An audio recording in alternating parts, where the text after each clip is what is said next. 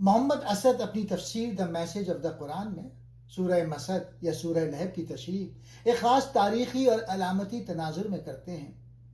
وہ اسے صرف ایک شخص کی دشمنی تک محدود نہیں رکھتے، بلکہ اسے حق کے خلاف اٹھنے والے تکبر اور مادی طاقت کے انجام کی مثال قرار دیتے ہیں۔ ابو لہب، شعلہ بیاں دشمن۔ محمد اسد لکھتے ہیں کہ ابو لہب کا لفظی مطلب ہے شعلے والا۔ یہ اس کے سرخ و سفید رنگ کی وجہ سے اس کا لقب تھا، لیکن قرآن نے اسے اس کے انتقامی جذبے اور غصے کی علامت کے طور پر استعمال کیا۔ محمد اسد کے نزدیک ابو لہب ان تمام لوگوں کی نمائندگی کرتا ہے جو اپنے خاندانی اثر و رسوخ اور مادی قوت کے نشے میں سچائی کا راستہ روکتے ہیں۔ تبت یدا، قوت کا خاتمہ، ہاتھوں کا ٹوٹ جانا ایک استعارہ ہے جس کا مطلب ہے کہ حق کی مخالفت میں اس کی تمام کوششیں اور تدبیریں ناکام ہو گئیں۔ وہ کہتے ہیں کہ یہ آیت صرف ایک بد دعا نہیں بلکہ ایک تاریخی حقیقت کا اعلان ہے کہ باطل اپنی تمام تر مادی طاقت کے باوجود سچائی کو مٹانے میں ہمیشہ ناکام رہتا ہے۔ مال اور مادی وسائل کی بے بسی، اس کا مال اور اس کی کمائی اس کے کچھ کام نہ آئی۔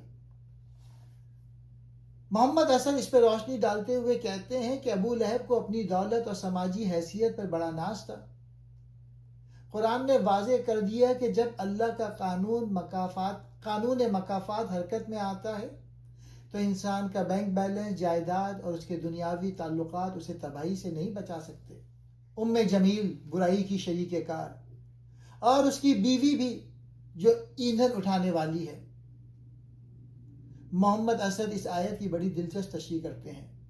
وہ کہتے ہیں کہ ایندھن اٹھانا ایک عربی محاورہ ہے جس کا مطلب ہے چغلی کھانا یا فتنہ و فساد کی آگ بھڑکانا۔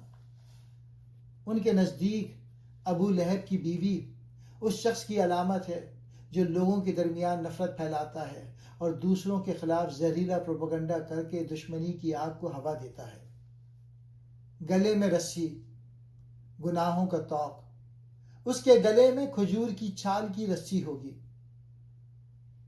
محمد اسد کے مطابق یہ رسی اس کی اپنی بد کرداری اور دشمنی کا طوق ہے، یعنی انسان جو برائی کرتا ہے وہی برائی ایک دن اس کے گلے کا پھندا بن جاتی ہے۔ یہ اس ذلت کی تصویر کشی ہے جو حق کی مخالفت کرنے والوں کا مقدر بنتی ہے۔